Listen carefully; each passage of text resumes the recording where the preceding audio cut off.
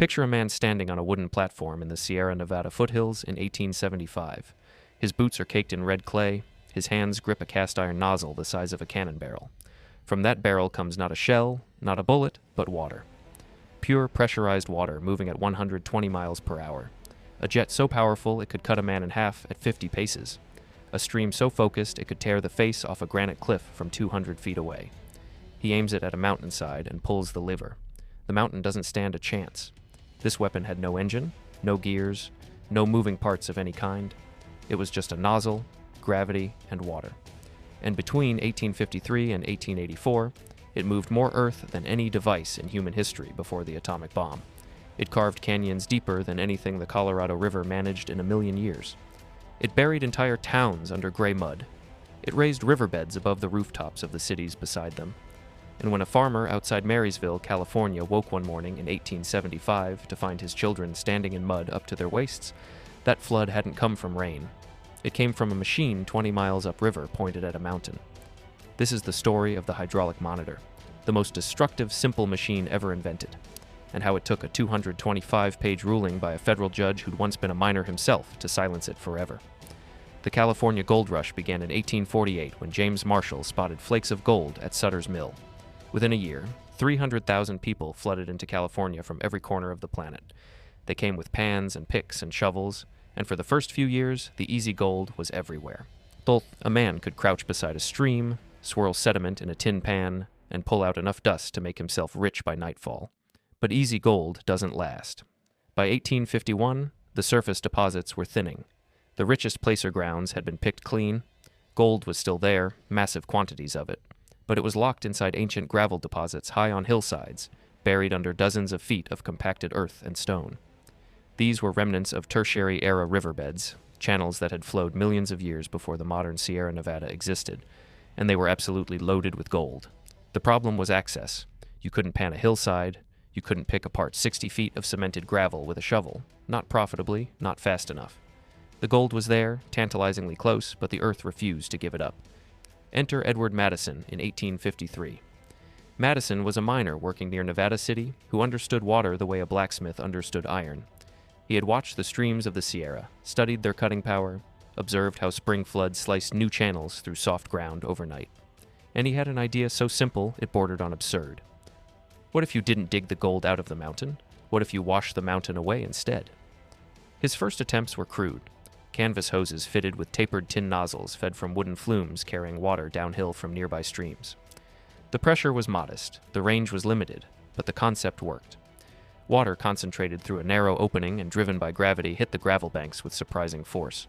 Dirt moved, rocks tumbled, and in the slurry that ran downhill, there was gold. Madison refined the design. He replaced canvas with iron pipe. He swapped tin nozzles for cast iron ones machined to tighter tolerances. He mounted the nozzle on a ball and socket swivel joint so a single operator could aim the stream in any direction. A French miner named Antoine Chabot further improved the mechanism, refining the nozzle geometry into something closer to the terrifying final product. Between Madison's insight and Chabot's precision engineering, they'd created a new category of machine. The hydraulic monitor was born. The mature hydraulic monitor was deceptively simple. A heavy cast iron nozzle, typically 1 to 3 inches in interior diameter at the tip, mounted on a universal swivel joint bolted to a sturdy pedestal. Water entered through a large diameter pipe, sometimes 12 inches across or more, and was compressed through the tapering nozzle into a concentrated jet. Operating pressures ranged from 50 to 150 pounds per square inch. The effective range exceeded 200 feet. Stop and think about that for a second. 150 pounds per square inch through a 3-inch nozzle. That's not a garden hose. That's not a fire truck. That jet of water left the monitor at velocities approaching 120 miles per hour. It hit the cliff face with the kinetic energy of a battering ram. A 50-pound rock caught in the stream would be hurled through the air like a cannonball. Trees a foot in diameter were cut in half. A man struck at close range wouldn't be pushed. He'd be destroyed. Bones shattered, organs ruptured, the body thrown backward 40 feet. At the North Bloomfield operation, miners were caught by redirected jets when cliff faces collapsed unexpectedly. Bodies were found 60 feet from where they had been standing, dead before they hit the ground. Replacements were on the platforms the next morning. The operator stood behind this thing with one hand on the tiller, directing the torrent like a conductor directing an orchestra. Except conductors don't go deaf. The noise was annihilating, not loud the way a jackhammer is loud, loud the way a jet engine is loud. The water screaming through the nozzle, the gravel exploding off the cliff face, the boulders groaning and cracking as they sheared away. Operators who worked the monitors for years lost their hearing gradually and permanently. They communicated through hand signals, not by choice, but by necessity. Many spent their later years in near total silence, their eardrums scarred by a decade of standing next to a man-made waterfall aimed sideways at a mountain. Think about every earth-moving machine you've ever seen. Bulldozers have engines, hydraulic cylinders, articulated blades. Excavators have booms and buckets. Draglines have cables and drums. Every single one relies on mechanical complexity to function. The monitor had none of that. 0 moving parts in the machine itself. The swivel joint moved, yes, but the device that did the actual work, the nozzle, was a hollow cone of iron. Gravity did everything. Water fell from a height, built pressure in an enclosed pipe, and erupted from the tip with devastating force. No fuel, no combustion, no maintenance beyond occasionally replacing a worn nozzle tip, a machine with no moving parts that moved mountains. But the monitor alone was nothing. A nozzle without water is just a paperweight. And the volumes required were staggering. Hydraulic mining required vast quantities of water delivered at high pressure to remote mountain locations. Natural streams couldn't provide enough volume, so the miners built over 1,000 miles of dams, flumes, ditches, and pipelines across the northern Sierra Nevada. A capillary network of artificial waterways bleeding the Sierra's snowmelt toward the monitors. Reservoirs like Lake Spalding and French Lake held millions of gallons of snowmelt in granite basins high above the tree line, releasing water on demand through iron gates. The infrastructure rivaled anything the federal government was building at the time, and it was funded entirely by private capital chasing gold. The ditches came first, hand-dug channels 3 to 6 feet wide carved along hillside contours to maintain a gentle downhill grade. Crews of men, often Chinese laborers, paid a fraction of what white miners earned, hacked through solid rock with hand drills and black powder. They bridged ravines with wooden trestles. They tunneled through ridgelines. A single ditch might take a year or more to complete. Where ditches couldn't maintain grade, flumes took over. Wooden channels mounted on timber frameworks carried water across canyons and along cliff faces. Some were engineering spectacles, 2,000 feet long and 100 feet above the canyon floor. Building them was as dangerous as operating the monitors. Men worked on scaffolding lashed together with rope, nailing boards into place over drops that would kill them if they slipped. In winter, ice formed on the flume walls. Maintenance crews had to climb the frozen trestles with axes and chisels, chipping ice from the channels while the wind tried to peel them off. Some falls were never witnessed. A man simply didn't come back from his shift, and weeks later someone found a body at the bottom of a ravine. The North Bloomfield Mining Company alone maintained a water system with channels exceeding 40 miles. That single company consumed roughly 30 million gallons of water per day during peak operations. 30 million gallons per day for one mine. Multiply that across dozens of major operations scattered through the Sierra foothills, and the hydraulic miners were diverting a meaningful percentage of the Sierra Nevada's total water supply. The math justified everything. A single monitor could wash away more gravel in an hour than 100 men with picks and shovels could move in a day. The North Bloomfield Company invested over $3 million in water infrastructure, nearly $100 million in today's money. To understand what hydraulic mining did to the landscape, you need to understand Malakoff Diggins. It sits 26 miles northeast of Nevada City, California. The pit measures roughly 7,000 feet long, 3,000 feet wide, and up to 600 feet deep. 41 million cubic yards of earth were removed from this single site. To put that in scale, the Great Pyramid of Giza contains about 3.5 million cubic yards of stone. You could fit nearly 12 Great Pyramids in the hole that water tore out of this one hillside. And it was dug not by tens of thousands of workers with steam shovels and dynamite, but by water. Just water falling from a height, squeezed through iron. The North Bloomfield Mining Company ran Malakoff at peak production with 7 monitors simultaneously, 24 hours a day, 7 days a week. The night shift was something out of a fever dream. After electric lights went in around 1880, the pit was illuminated by arc lamps mounted along the rim. The monitor's jets caught the light and turned to silver ribbons slicing through darkness. The cliff faces glowed orange and red where the water hit, the ancient gravel layers exposed like raw meat. Steam rose from the impact zones in great billowing clouds, and the sound never stopped. Men who worked the night shift described it as living inside a thunderstorm that lasted 12 hours. The process was methodical destruction. Operators aimed monitors at the base of a gravel cliff, undercutting it systematically. They'd carve a cavity into the base, 10 feet deep, 20 feet deep, until the weight of the overhanging material became unsustainable. Then they'd pull back and wait. The collapse, when it came, was volcanic. Thousands of tons of earth and rock shearing away from the cliff face in a single groaning rush, hitting the pit floor with an impact that shook the ground for hundreds of yards. Operators learned to read the cliff face for warning signs: hairline cracks, the sound of gravel trickling internally, a subtle bulging of the surface. Sometimes they read it wrong, sometimes the collapse came early, and a man on the platform below never had time to run. Could you imagine working next to one of these? The debris washed into sluice channels, and long wooden troughs lined with mercury-coated copper plates designed to catch gold particles as the slurry rushed past. The mercury is its own horror. Thousands of pounds of liquid mercury were used in the sluice boxes to amalgamate with fine gold particles. Much of it was lost downstream with the tailings. That mercury is still in the rivers today. It methylates in anaerobic conditions into methylmercury, one of the most potent neurotoxins known to science. Fish in Sierra foothill waterways still carry mercury levels high enough to trigger health advisories. San Francisco Bay, 150 miles downstream, remains dangerously contaminated. Scientists estimate it could take centuries before the bay naturally removes the mercury from its system.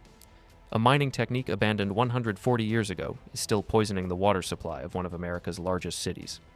By the mid-1880s, hydraulic mining across California had extracted 11 million ounces of gold, worth roughly $7.5 billion at modern prices. The total volume of earth moved has been estimated at 1.5 billion cubic yards. That's roughly 6.5 times the volume of the Panama Canal excavation, done with water and gravity, done without a single internal combustion engine, done in about 30 years. So where did all that dirt go? Downhill, into the rivers. And that's where the real trouble began. The waste slurry, sand, gravel, clay, pulverized rock laced with mercury flowed into creeks, then streams, then rivers, then the Sacramento Valley. The Yuba River, the Bear River. The American River all became choked with mining debris. Riverbeds rose. Water that once flowed deep and clear now ran shallow and brown. The debris didn't stay in the foothills. By 1883, San Francisco Bay was filling with mining silt at the rate of 1 foot per year. The mines were literally filling in the bay. The Yuba River alone received an estimated 600 million cubic yards of mining debris. Before mining, the Yuba was a clear, deep mountain river teeming with salmon. By 1880, stretches of it resembled a moving mudflat, its bed raised so high that it flowed above the surrounding farmland. The salmon were gone, an entire riverine ecosystem millions of years in the making, smothered in a generation. The Sacramento Valley in the 1860s and 1870s was one of the most productive agricultural regions in the western United States. Rich alluvial soil supported vast wheat farms, orchards, and cattle ranches. It was prosperous, growing, and increasingly terrified because the rivers were rising. Not from rain, not from snowmelt, from mud. Mining debris raised riverbeds by dozens of feet. Channels that had been 20 feet deep were clogged with gravel and sand, forcing water to spread across the valley floor. The rivers didn't just flood, they buried. You're a farmer. You bought land miles from the river. You built a house, planted orchards, raised children, and one morning you wake up and the river is at your door. Not because the river moved, but because the riverbed rose so high, the water had nowhere else to go. Marysville was hit hardest. The town sat at the confluence of the Yuba and Feather Rivers, directly in the debris path. By the mid-1870s, the Yuba's bed had risen so dramatically that the river surface was higher than Marysville's streets during normal flow. The town existed in a bowl surrounded by rivers that loomed above it. When the levees broke, and they broke repeatedly, the devastation was catastrophic. Farms vanished under sheets of gray mud. Orchards were buried. Homes flooded to rooftops. People died. Families who had invested everything in Sacramento Valley land woke to find their life's work under 3 feet of gray sludge. No insurance covered it. No government agency compensated the losses. You were simply ruined. Sacramento flooded repeatedly, with mining debris contributing significantly to each event. The city eventually raised its entire downtown by 1 full story, filling in the ground floors of existing buildings. So you can still visit the underground remnants of old Sacramento today. Buried streets and storefronts beneath the modern city, like a ghost town beneath the living. Sacramento raised its downtown because of a nozzle, because of a hollow iron cone with no moving parts. The farmers fought back. In 1878, Valley residents organized the Anti-Debris Association of the Sacramento Valley, one of the first citizen environmental groups in American history. They lobbied, they filed lawsuits. Testimony poured in. A farmer from Yuba County described watching his wheat fields disappear under 4 feet of slurry in a single night. A Marysville shopkeeper calculated that flood damage had destroyed more property value in his town than the mines had ever produced in gold, but the mining companies had money, lawyers, and sympathetic judges. For years, the legal system failed. The debris kept flowing, the rivers kept rising, the farms kept drowning. Then one case changed everything. Edwards Woodruff was a wheat farmer who owned land along the Yuba River downstream from Malakoff Diggins. His farm had once been among the most productive in the valley. By the early 1880s, it was a wasteland of gray silt. In 1882, Woodruff filed suit in the Ninth Circuit Court, naming the North Bloomfield Mining and Gravel Company as defendant. The case landed on the desk of Judge Lorenzo Sawyer. Sawyer was no ivory tower jurist. Born in New York, he had come to California during the original gold rush and spent time working the diggings before turning to law. He had crouched in streams with a pan, he had swung a pick. He understood what mining was and what it cost. That experience made him the most dangerous possible judge for the mining companies. He couldn't be fooled. He knew exactly what they were doing. The trial lasted months. Both sides presented extensive testimony. The evidence was overwhelming and damning. North Bloomfield alone was dumping an estimated 600,000 cubic yards of debris into the Yuba system every year. Court testimony documented water fouled until it was unfit for drinking, river navigation destroyed, and the city of Marysville in constant danger of catastrophic flooding. On January 7, 1884, Judge Sawyer issued his ruling. It ran 225 pages, one of the longest judicial opinions in American history at the time. The core was devastating. Sawyer wrote that if burying farms across an entire county, choking rivers for 150 miles, and threatening the destruction of a city did not constitute a public nuisance, then he did not know what a public nuisance was. He issued a perpetual injunction prohibiting the company from discharging any mining debris into the Yuba River or its tributaries. The injunction didn't just shut down North Bloomfield, it effectively killed hydraulic mining across the entire Sierra Nevada. Consider what actually happened. A single federal judge, in an era long before the EPA, before the Clean Water Act, before the very concept of environmental regulation existed, looked at the evidence and decided that an entire industry had to stop. Not slow down, not reform, stop. That took extraordinary courage. Sawyer received death threats, mining interests attacked him in the press, but the injunction held. Within months, monitors fell silent across the foothills. The roar that had echoed for 3 decades faded to nothing. Men who had spent their lives aiming water at mountains found themselves unemployed. Towns that existed solely for mining withered and died. The era was over. Drive through the Sacramento Valley today, and the scars are there if you know where to look. Marysville still sits inside a ring of levees, a city in a bowl permanently lower than the rivers that surround it. The riverbeds of the Yuba, Bear, and American rivers are still elevated above their pre-mining levels. Every winter flood mobilizes another load of century-old sediment. Geologists estimate it will take several more centuries for the rivers to fully process 1.5 billion cubic yards of material. Several more centuries for damage done in 30 years. Each of the mercury is still there too. Thousands of pounds remain embedded in river sediments, methylating into neurotoxin. Fish in Sierra foothill waterways still carry mercury levels that trigger health advisories. The Sacramento River carries that mercury into San Francisco Bay, where it accumulates in fish and shellfish. Scientists estimate natural remediation could take centuries. The monitor stopped firing in 1884. It's still poisoning the food chain in 2025, and it will still be poisoning it when your grandchildren are old. Malakoff Diggins is still there. Where would it go? The walls have weathered into strange, beautiful formations, spires and pinnacles of multicolored gravel that glow amber and crimson in afternoon light. Visitors walk the rim trail, peer over the edge, and reach for their cameras. It looks almost natural now, almost like something the Earth intended. It's not. Every cliff, every spire is a testament to the monitor's power. 1.5 billion cubic yards. That's equivalent to digging a trench 10 feet wide and 10 feet deep from New York to Los Angeles and back, and then doing it again.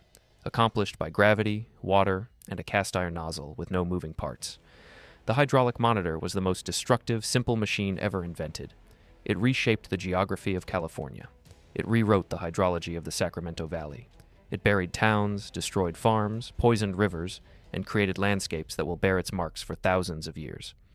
The monitors are museum pieces now, squat cast iron relics sitting behind velvet ropes, looking about as threatening as fire hydrants. But look closer. Look at the worn bore of the nozzle, or polished smooth by millions of gallons of pressurized water. the massive swivel joint engineered to withstand forces that would twist lesser hardware into scrap. The tiller bar shaped to fit a human hand, designed so one man could direct the annihilation of a mountainside with a casual flick of his wrist. Edward Madison, standing beside that first crude canvas hose in 1853, could not have imagined what he was starting. He was a miner trying to solve a practical problem. He wanted gold, and the mountain was in the way. So he pointed water at the mountain, and the mountain moved. It was that simple and that devastating. The hydraulic monitor had no moving parts, but it moved everything.